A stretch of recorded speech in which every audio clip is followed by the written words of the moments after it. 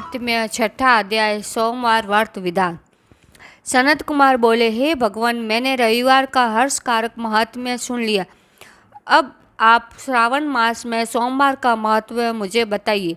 ईश्वर बोले, हे सनत कुमार, सूर्य मेरा नेत्र है, उसका महात्म्य इतना श्रेष्ठ है तो फिर उमा सहित सोम मेरे नाम वाले उस सोमवार का कहना ही क्या। उसका जो महात्म्य मेरे लिए वर्णन के योग्य है उसे मैं आपसे कहता हूँ। सोम चंद्रमा का नाम है और ये ब्राह्मणों का राजा है। यज्ञों का साधन भी सोम है। उस सोम के नाम के कारकों को आप सावधान होकर मुझसे सुनिए, क्योंकि ये वार मेरा ही स्वरूप है, अतः इसे सोम कहा गया है।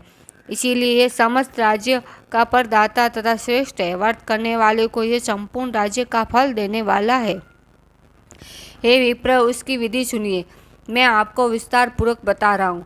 12 महीनों में सोमवार अत्यंत श्रेष्ठ है। उन मासों में यदि सोमवार व्रत करने में असमर्थ हो तो श्रावण मास में इसे अवश्य करना चाहिए। इस मास में इस व्रत को करके मनुष्य वर्ष भर के लिए व्रत का फल प्राप्त करता है।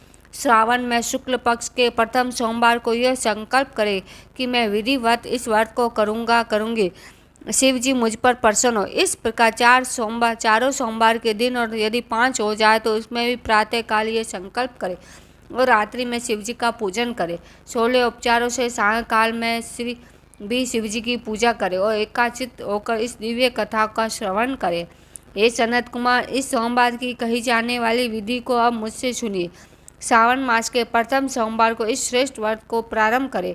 मनुष्य को चाहिए अच्छी तरह स्नान कर पवित्र हो से वस्त्र धारण कर ले और काम क्रोध अहंकार देश निंदा आदि का त्याग करके मालती मलिका आदि से पुष्पों को लाए। इनके अतिरिक्त अन्य विधि पुष्पों से तथा अभिष्ट पूजना त्र्यंबकम इस मूल मंत्र से शिव जी की पूजा करे।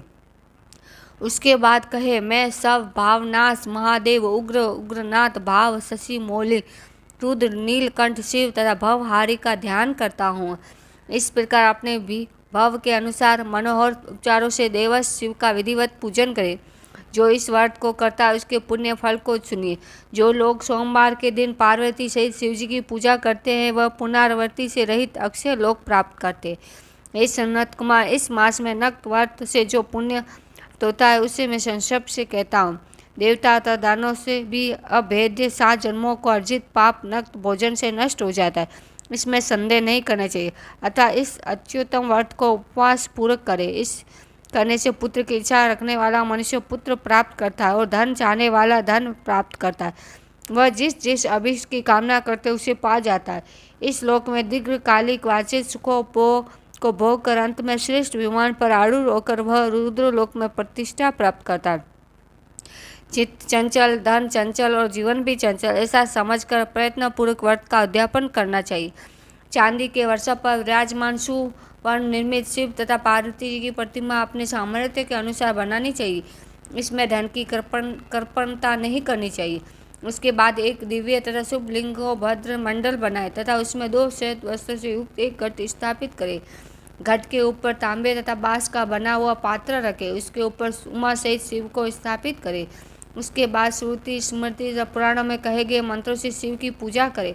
पुष्पों का मंडप बनाए तथा उसके ऊपर सुंदर चंदवा लगाए। उसमें गीत तथा बाजों की मधुर ध्वनि के साथ रात में जागरण करे। उसके बाद बुद्धिमान मनुष्य अपने गौ सूत्र में निर्दिष्ट विधान के अनुसार अग्नि स्थापन करे और शव आदि 11 श्रेष्ठ नामों से पलाश की संहिता से 108 आहुति प्रदान करे। यह व्रीहि तिल आदि की आहुति आप्यास इस मंत्र से दे और बिल पत्रों की आहुति त्र्यंबकम अथा षष्ठ मंत्र ओम नमो शिवाय से प्रदान करें। उसके बाद षष्ठीकृत होम करके पूर्ण आहुति देकर आचार्य का पूजन करे और बाद में उन्हें गोदान प्रदान करे। उसके बाद 11 श्रेष्ठ ब्राह्मणों को भोजन कराए तथा उन्हें वंश पात्र सहित 11 घाट प्रदान करे। इसके बाद पूजित देवताओं को तथा देवताओं को अर्पित सभी सामग्री आचार्य को दे दे।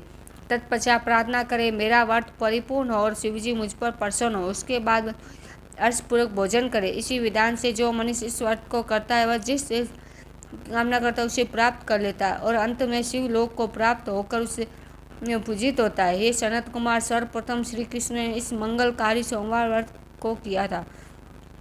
श्रेष्ठ आस्तिक और धर्मपरायण राजाओं ने भी इस व्रत को किया था।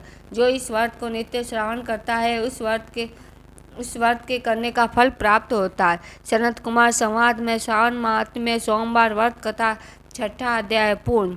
जय शिव शंकर भोलेनाथ की।